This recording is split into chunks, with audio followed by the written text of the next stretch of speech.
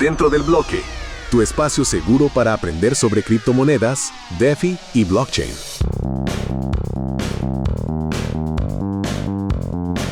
Hola Carlos, ¿cómo te va? Hola, Pía, bien, ¿y tú? Bien, ya unas semanas sin verte. Y estaba pensando la otra vez en un concepto que era infraestructura cripto.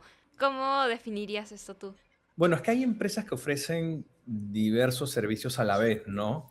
Y ahora en un mercado dominado por empresas que, digamos, se dedican a las stablecoins, los proveedores de infraestructura cripto son súper importantes. Y yo decía, seguro Carlos trabaja con alguno de estos. Sí, tenemos partners que, desde Blockchain tenemos partners que son de infraestructura cripto en sí. Hablemos de este tema, ¿te parece? Dale, por eso hoy en Dentro del Bloque hablaremos sobre infraestructura cripto.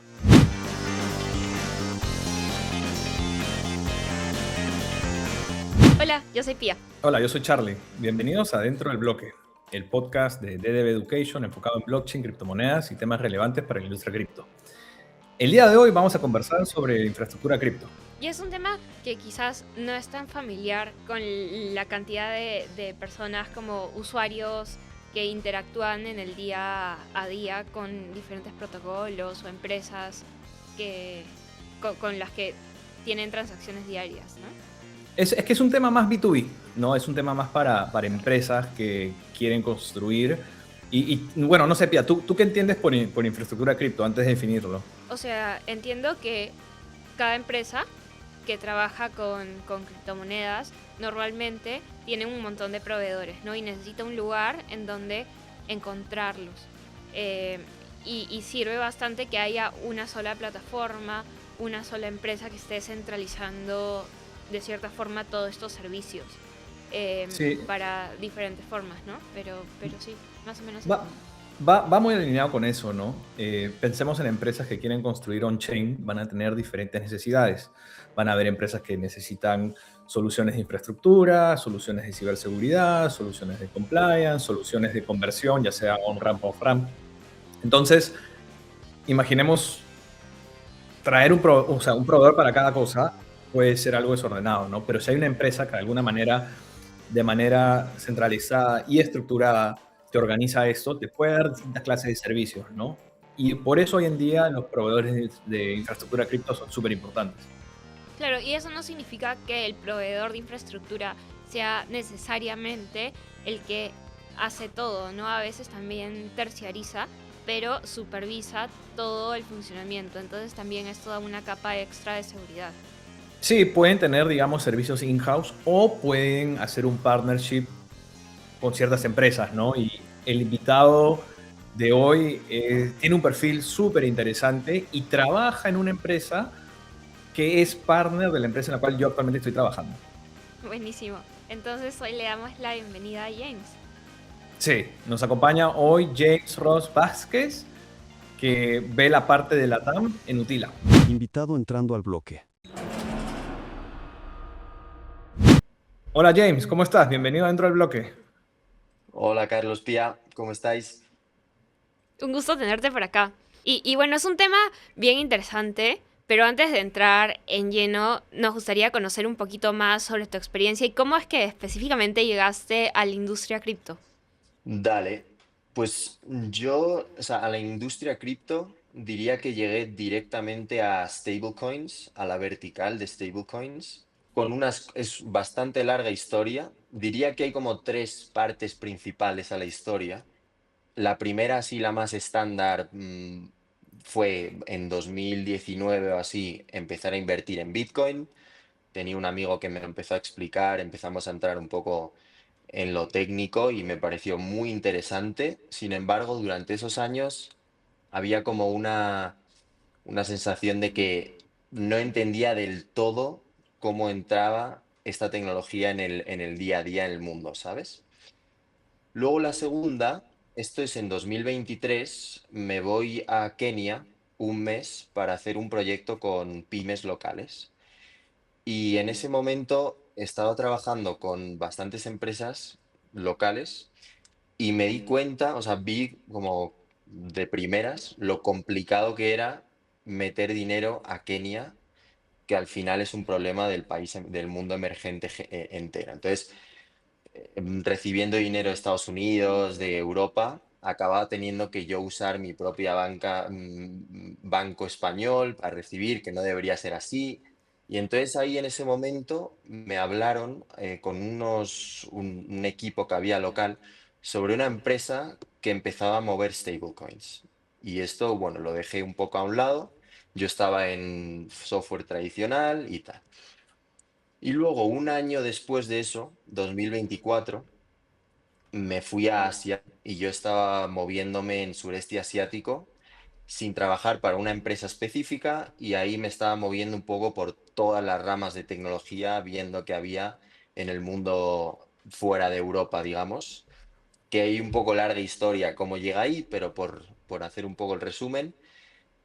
Y en Vietnam específicamente, Vietnam, Indonesia, empiezo a conocer a estos founders de fintech que no eran founders de cripto y me estaban comentando que una pieza clave de su capa financiera eran estos stablecoins para mover dinero entre fronteras.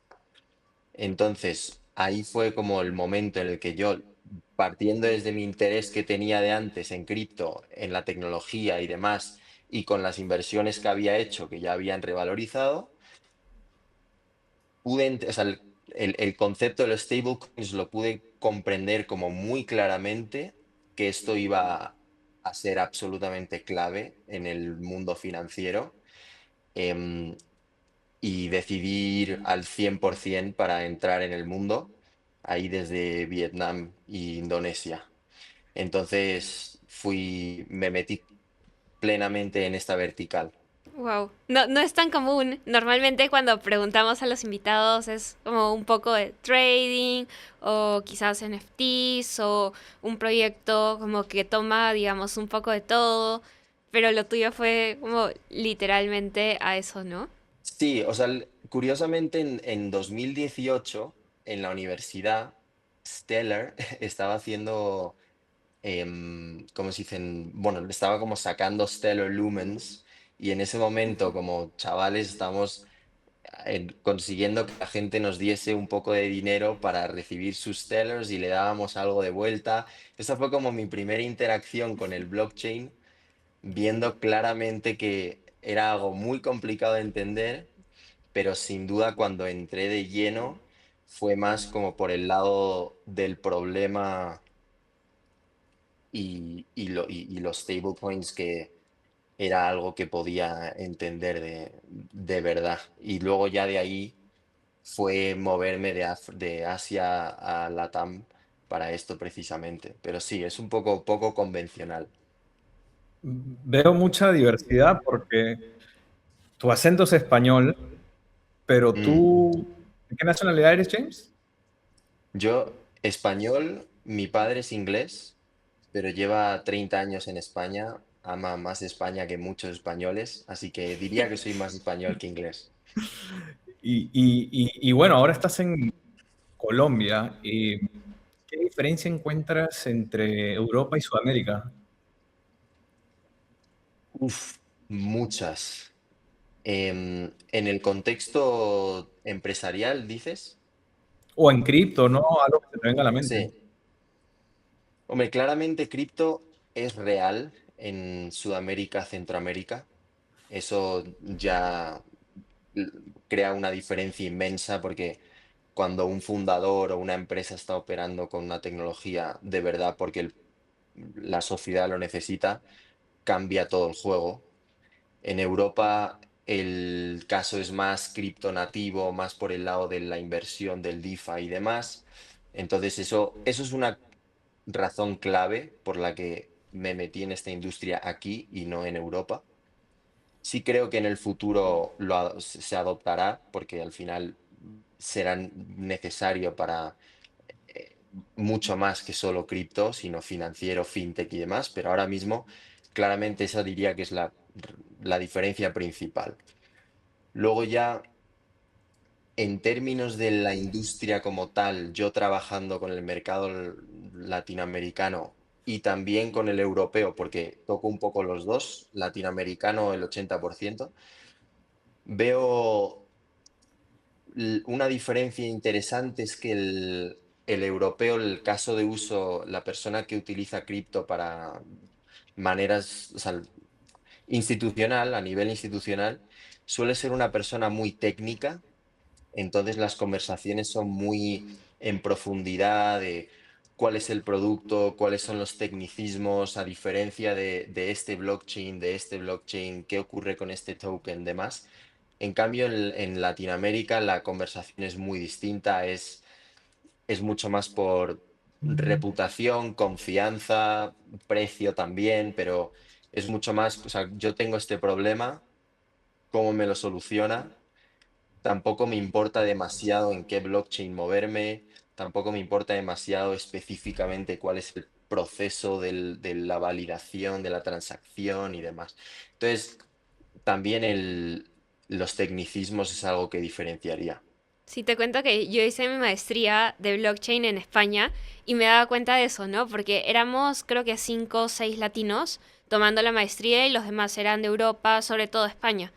Y Ujú. cuando hacíamos el trabajo final, que es como la tesis, notabas una diferencia que los que estaban en España tendían a hacer cosas más técnicas, de, como dices, ¿no? Como cómo funciona la infraestructura, cuáles son las partes, los nodos y demás, diferencias entre blockchains. Y los de Latinoamérica hacíamos prácticamente un negocio.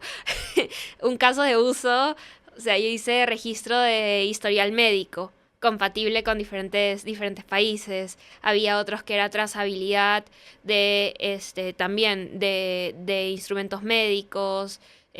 Otros veían certificación de diferentes cosas, stablecoins. Entonces era mucho más aplicado y también era un poco más difícil a la hora de sustentarlo, ¿no? Porque el jurado era básicamente español y europeo y veían el lado técnico. Entonces tenías que tener la base técnica, pero también el caso de uso totalmente real que resuelva un problema real y que se puede usar más allá del trabajo, ¿no? Entonces sí, como entiendo totalmente lo que dices. Y cuéntame un poquito cómo es que ves el ecosistema cripto aquí en Latinoamérica? Digamos, ¿en qué lo ves más centrado? ¿En el ecosistema de Ethereum, en el ecosistema de Bitcoin, quizás en stablecoins o en alguna blockchain en específico? Bueno, comparando Bitcoin como inversión, Ethereum como inversión, a diferencia de stablecoins como método de pago o inversión de protección contra la inflación, sin duda diría que stablecoins es el más grande en Latinoamérica. En general en el mundo emergente, África, Asia también. Y luego ya si entras en las redes de diferencias de blockchain, Tron, sin ninguna duda, es el rey. Por lo menos para pagos, la inmensa mayoría de mi atención va a payments y Tron, sin duda, es el más grande. O sea, Ethereum, obviamente, bueno, pues los EVMs están construidos encima de Ethereum. Los EVMs son las blockchains bueno, que están construidas encima, entonces obviamente tienen muchísima importancia, pero la red de Ethereum, sí, o sea, comparado con Tron, diría que es segunda, pero sí. Mm, Creo que hay una maduración del mercado que va poco a poco llevando más a otras redes como Polygon o Arbitrum, pero bueno, tarda tiempo. Sin duda, Tron es la primera que llegó, era la que estaba disponible en el Binance P2P para mover USDT y ahí se quedó. Es Tiene algunos curioso. beneficios también, pero es curioso. Es curioso porque no hemos enfocado o conversado mucho sobre Tron dentro del podcast, dentro del bloque, ¿no? Es como que creo que en algún momento deberíamos traer a alguien que nos dé, digamos, una explicación más detallada de Tron, pero es muy interesante lo que nos comentas, James. Eh, y algo también que se me viene a la mente es sobre tu trayectoria en Utila, Ujú. que en inglés es Utila, pero en español sería Utila. Eh, es que lo tengo que pronunciar porque, bueno, entre nosotros Bueno, es James, pero él en Colombia te aseguro, Pia, que le dicen James, ¿no? Sí, sí, ese es mi challenge principal, mucho más que Utila o cualquier otra cosa. Que digan Y, mi nombre bien. Pero solo, y, o sea, en términos del nombre de Utila, es de la isla de Honduras, así que el nombre correcto es Utila, en ujú. Latinoamérica o en Inglaterra, donde sea. Y cuéntanos cómo así llegaste a Utila. Cuéntanos un poco más de la empresa, que dicho sea de paso, es partner de Blockade, empresa en la cual Correcto. yo trabajo. Buenísimo. Sí, sí, sí. Bueno, empezando por cómo llegué a Utila, como os decía, yo estaba metido, me fui al 100% en este mundo de stablecoins desde Asia. Yo creo que en ese momento, bueno, había habido mucho crecimiento de stablecoins, pero tampoco estaba al nivel al que está ahora. Habría como un supply de 120.000 millones o así, ahora está como en 310. Y y- yo claramente vi, o sea, yo como español, si iba a entrar al 100% en este mundo y dar mi mejor versión, iba a tener que hacer lo mismo, pero en Latinoamérica. Entonces yo llegué a Argentina precisamente con este goal. Seguía sin trabajar con una empresa específica, estaba un poco moviéndome con todas, exhaustivamente estudiándome la tecnología, conectando con el mercado y básicamente como dando valor a empresas, un poco como un freelancing consulting, digamos. Y conseguí una posición en una, bueno, sigo estando, que se llama This Week in Fintech, que es una comunidad de fintech de las más grandes del mundo. Básicamente, Argentina era el único sitio en el que no estaban organizando eventos y haciendo empuje de BD. Entonces, y al mismo tiempo, ellos estaban entrando mucho en la narrativa de stablecoins y estaban organizando un evento grande en Nueva York en mayo y demás. Entonces, vi esa oportunidad para convertirme como el embajador de Argentina para ellos. Y de eso, básicamente, pues me empecé a meter mucho en el mercado local y hablando con tanto jugadores locales como empresas de fuera interesados en Latinoamérica. Y entre otras, empecé a hablar mucho con Utila. Bueno, el que lleva Global Sales, que se llama Josh, es una absoluta leyenda. Se bajó a Buenos Aires y estuvimos, pues, como una semana, era el merge de Buenos Aires, conectando con unos con otros, le estaba guiando un poco por dónde ir, a quién conocer y demás. Y de unos meses hablando un poco intermitentemente, igual de cómo pensar en el mercado, cómo, con quién hablar, con quién no, al final decidimos que tenía sentido que yo me uniese para llevar la TAM. Eso es un poco la historia. Y luego, en términos de Utila como tal, Utila básicamente es infraestructura de blockchain para operar con blockchain. Entonces, a nivel institucional, operar con blockchain da muchísimas ventajas, como, bueno, seguro que se ha comentado en este podcast, la eficiencia de los stablecoins, la inversión en cripto y demás, hay muchos casos de uso, pero es muy complicado combinar todas las ramas. Entonces, tienes el compliance, tienes la seguridad de la transacción como blockade, tienes los chain analysis, tienes lo que se llama on-off ramps que te conectan el fiat con el cripto y el cripto con el fiat. Tienes la seguridad del wallet en sí, quién te crea los wallets. Entonces hay muchísimas cosas que requiere que una institución entre a operar con blockchain. Entonces, lo que hace Utila es, en una plataforma, conectar con todas estas ramas y tenerlas todas centralizadas para que una empresa pueda operar con todos estos en un mismo sitio con una promesa de máxima seguridad.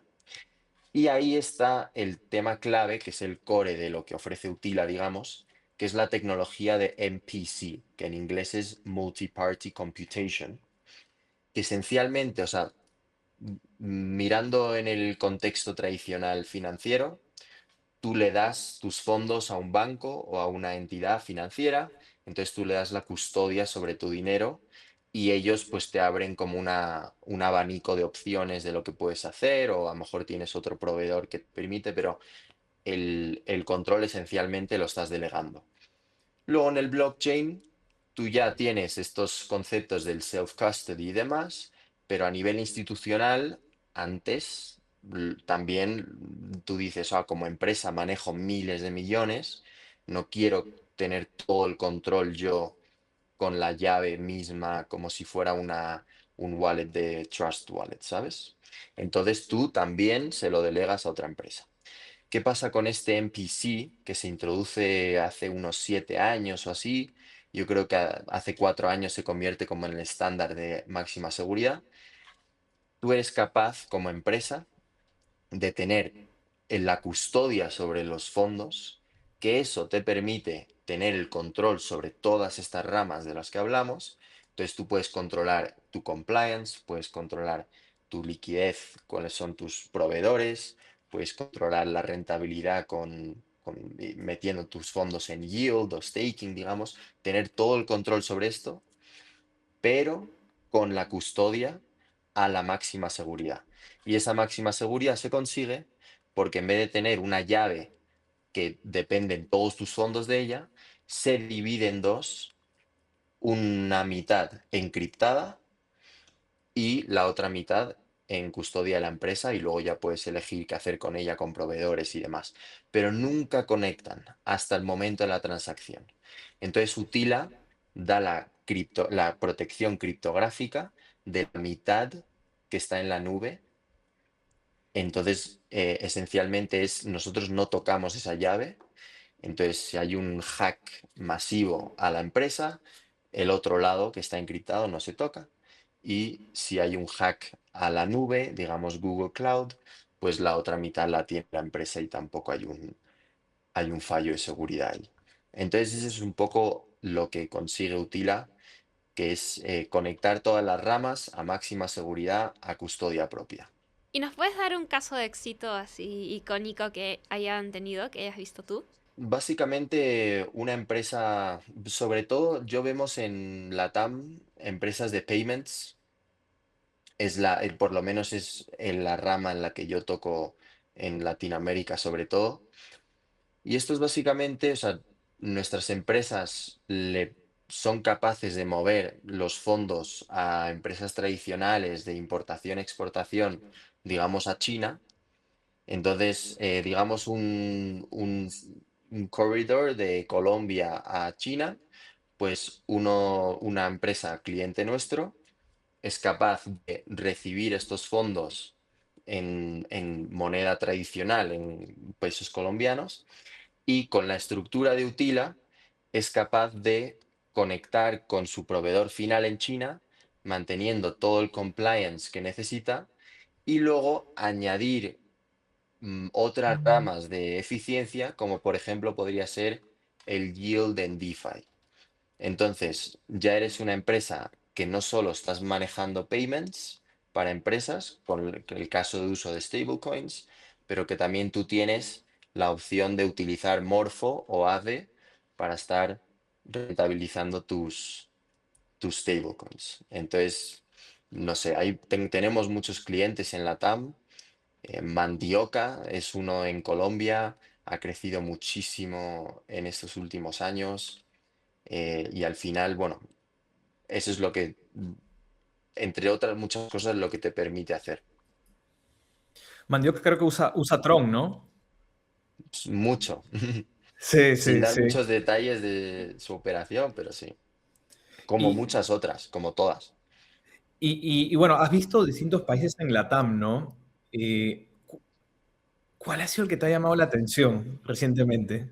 Hombre, están los Big Four, digamos, de México, Argentina, Colombia, Brasil.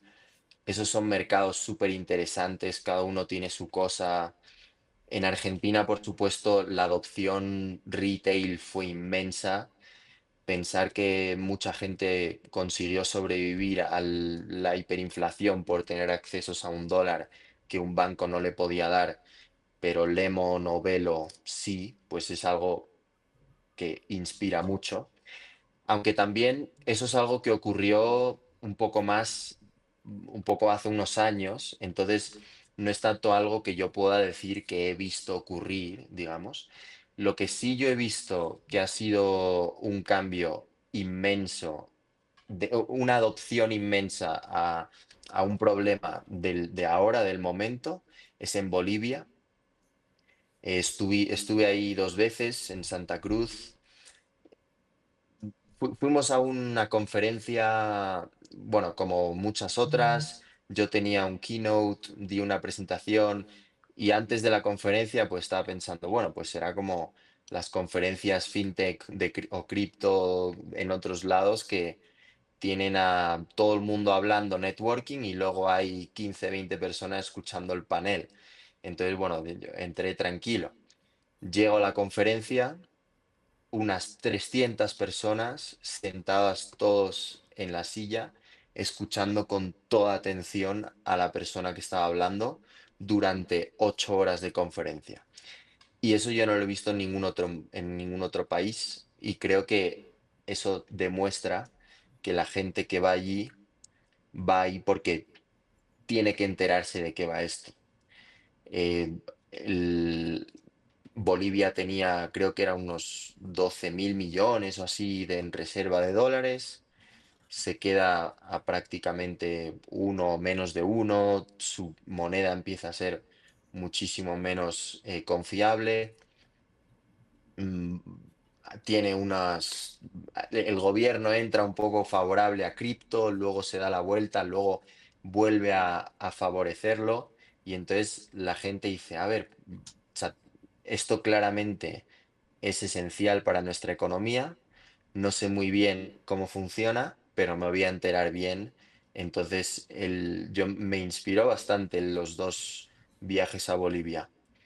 Y luego justo hubo un cambio de gobierno de Rodrigo Paz en los últimos meses, que obviamente con los gobiernos nunca es tan fácil, pero por lo menos parece ser que va a ir hacia el lado de la innovación, así que muy bueno, que obviamente viene no por una buena razón, que es inestabilidad económica, pero es una tecnología tan importante que creo que habrá muchos bolivianos que la aprendan mucho antes que el resto del mundo y creo que eso será algo bueno.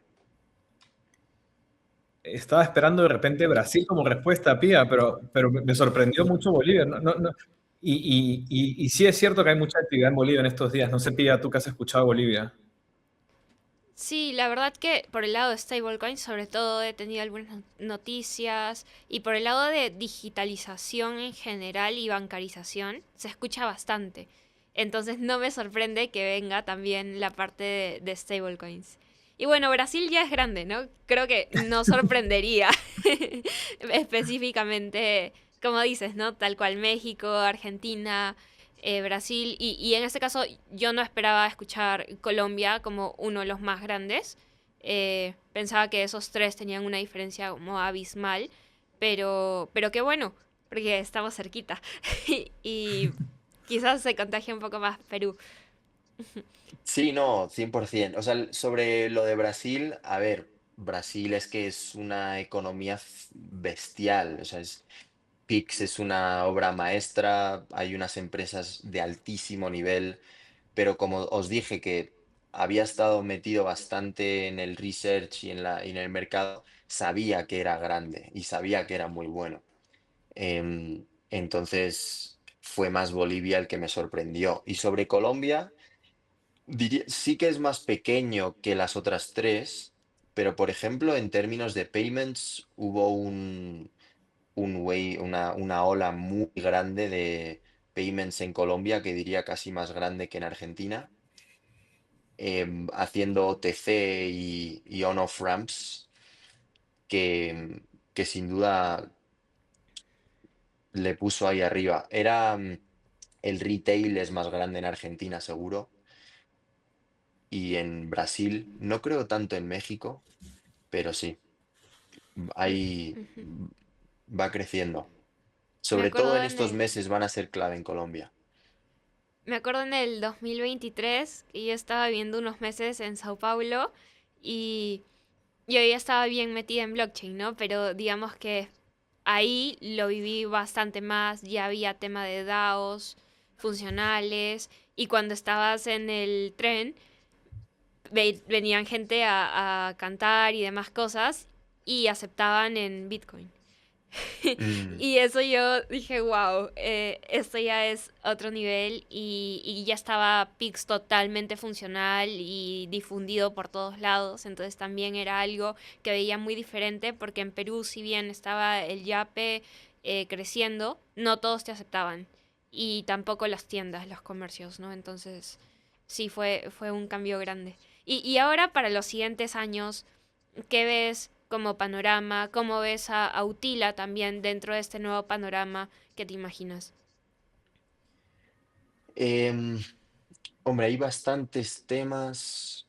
Yo creo que lo principal, por lo menos en el contexto de Utila, pero creo que como industria también, o subindustria dentro de esto del stablecoins, es lo que llamamos algunos el stablecoin 1.0 pasando a 2.0. Y yo creo que esos son las fintechs tradicionales que empiezan a usar stablecoins desde cero, en vez de que sea una empresa que se crea para manejar stablecoins, entonces ya es alguien, es un fundador que sabe sobre la tecnología, sabe cómo se mueve, entonces desde la rama ya la empresa se crea para ello.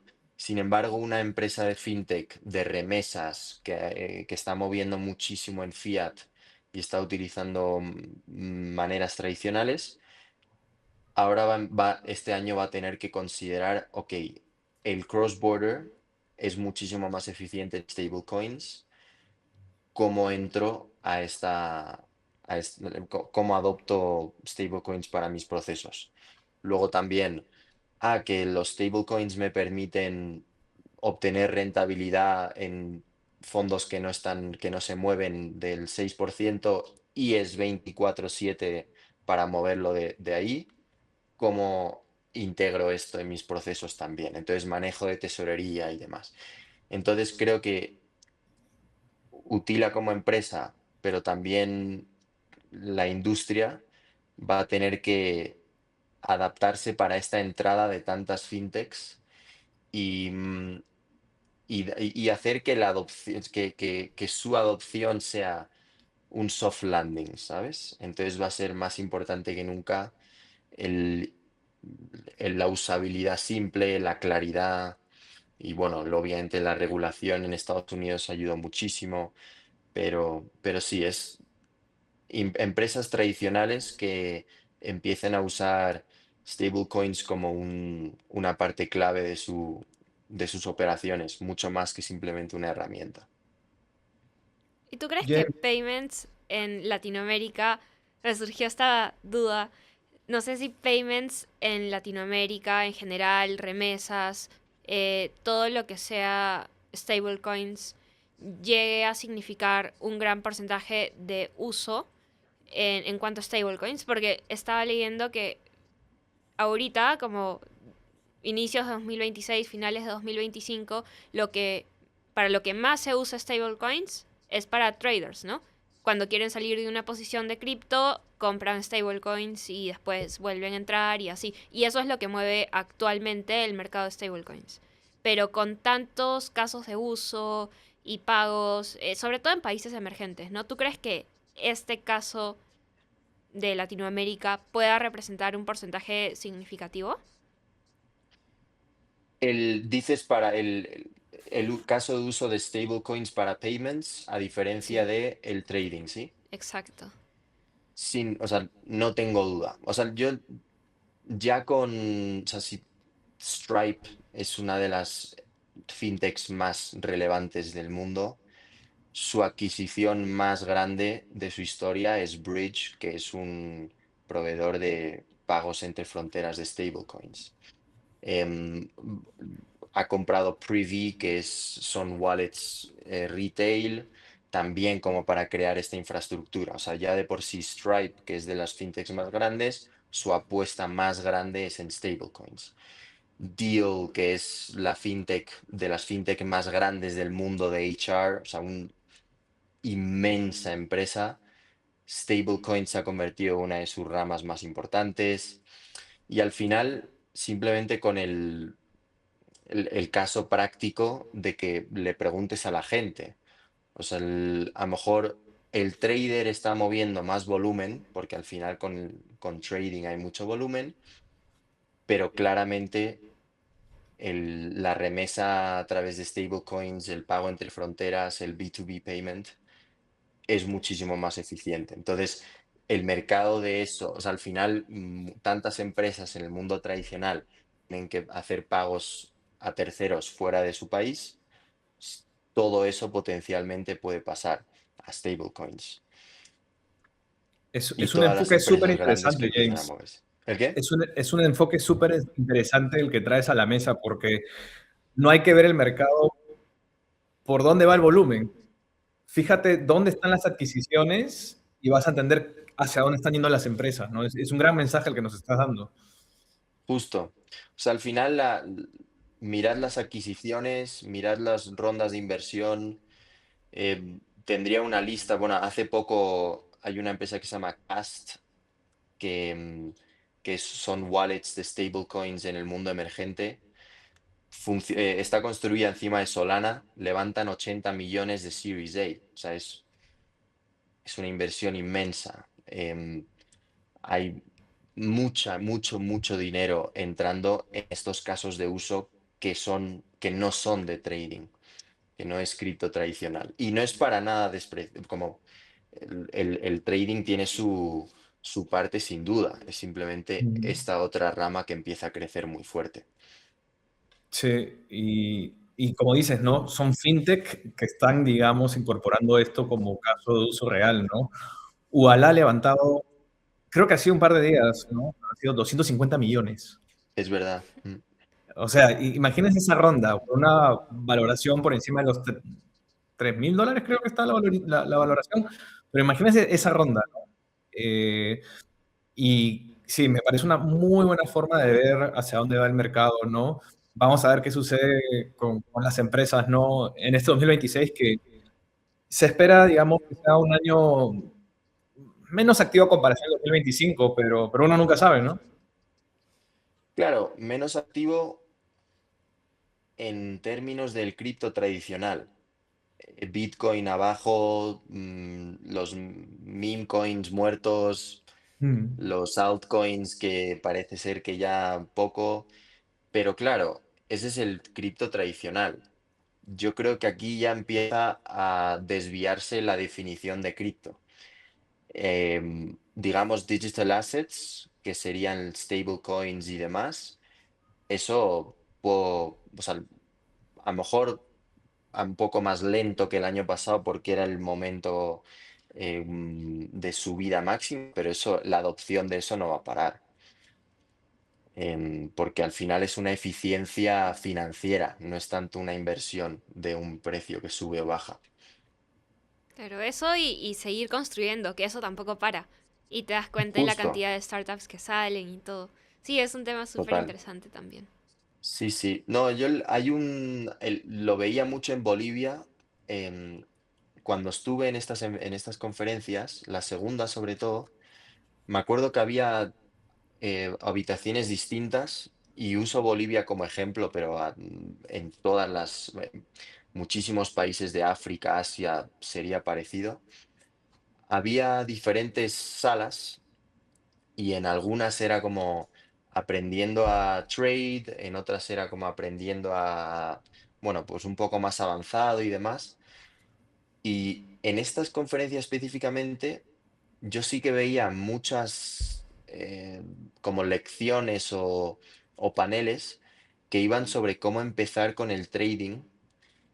Y en eso estaba un poco en desacuerdo, no tanto por el que el trading sea bueno o malo, o sea, creo que hay gente que lo hace súper bien y demás, pero creo que con esta adopción tan conectada a la economía real que tiene un país como Bolivia, debería, en vez de ver el precio del Bitcoin que sube o baja y pensar a ver en cuándo meto en este altcoin, el gráfico que en mi opinión solo va a subir y es uno en el que no puedes invertir, es en el de la adopción de stablecoins, el supply.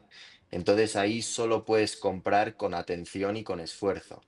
Entonces ahí sí que era algo que me hubiera gustado ver más en estas conferencias de enseñarle a los chavales, en plan, no tanto aprender a cómo invertir en esto, sino a cómo enterarse de cómo funciona y, bueno, ganar el dinero más adelante cuando te construyas.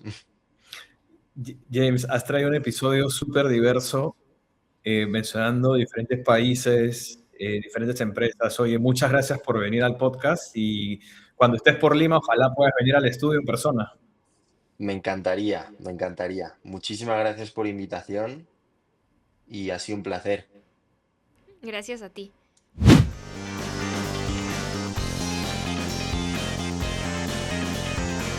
Muy interesante todo lo que hace Utila, ¿no? Sí, es una empresa que ha crecido bastante en los últimos 2 años y eso es consecuencia de que el mercado a nivel de empresas tiene diferentes necesidades y esto genera nuevas oportunidades de negocio, ¿no? Sí, sin duda la experiencia de James como desde fuera de Latinoamérica y después viniendo aquí y viendo las diferencias es súper valiosa para entender también cuáles son nuestras prioridades, que quizás en el resto del mundo no lo son, pero para entender un poco más qué es lo normal en nuestra cabeza versus qué es lo normal y lo que está pasando globalmente. Tal cual, y James encontró una forma muy humana de explicar, digamos, su trayectoria, ¿no? Posiblemente dentro del bloque traigamos más adelante otros proveedores de infraestructura cripto para ver, digamos, cuáles son las diferentes estrategias o servicios que ofrecen, cuál es el valor agregado que hay, qué desafíos tienen en la TAM, temas que vamos a dejar pie para un próximo episodio. Súper. Entonces eso ha sido todo por el episodio de hoy. No se olviden de suscribirse y ya nos vemos en el próximo episodio. Nos vemos Chao, chao. la próxima semana. Chao. Dentro del bloque. Un podcast producido por DDB Education en La Parlante.